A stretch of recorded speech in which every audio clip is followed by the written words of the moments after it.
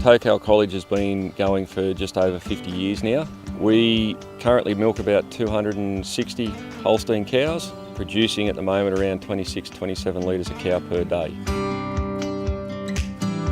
The area where the centre pivots are used to be all irrigated with bike shift irrigation, which required an operator to be on a quad bike with one arm hanging off the quad bike, dragging along a slide and placing that spray in different positions. And this irrigation will allow us to water all that area very safely.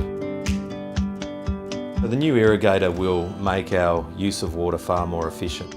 We expect to see an increase in pasture production, anywhere up to 30% in terms of our pasture utilisation. So there's two parts to our dairy upgrade. One is to improve the dairy shed itself, the milking setup, and the other is the irrigation system. So we're spending over $950,000 this financial year. We're going to get an increase and an improvement financially that will pay off over a 13-year period. We've worked in conjunction with LLS and developed a plan here on what trees we shouldn't remove. We've replanted some areas of native trees. We have made way as much as possible for our 2 or 3 new pivots that have gone in. And yeah, we've kept in place the trees that we need to keep in place.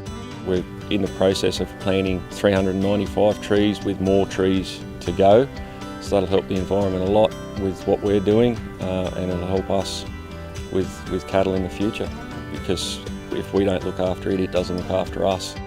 We've spent a lot of time protecting vegetation of importance right across the landscape. We've also done a lot of vegetation planting along riparian corridors. So all of that work is taken into account under the new code, under the new legislation. When we were assessing this project and the development options that we had at the dairy, one of the first things that we did was pick up the phone and contact Local Land Services. Fortunately, we got onto one of their specialists very quickly. They came out on site, spoke through the options really that we had. We selected one of those, which was the voluntary Code of Compliance certificate under the equity process, and we found that met our needs, and it certainly made a very clear pathway for us to make that investment decision and to improve what we're doing on the farm. Certainly is really important for the farmer to be a part of the decision-making process. That way we can hopefully achieve outcomes that are going to be, the best for our productivity and efficiencies here on the farm.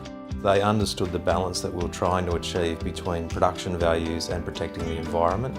The expertise that they had in vegetation, the new legislation, how it applied on farms was excellent, and it allowed us to move forward and to make this investment.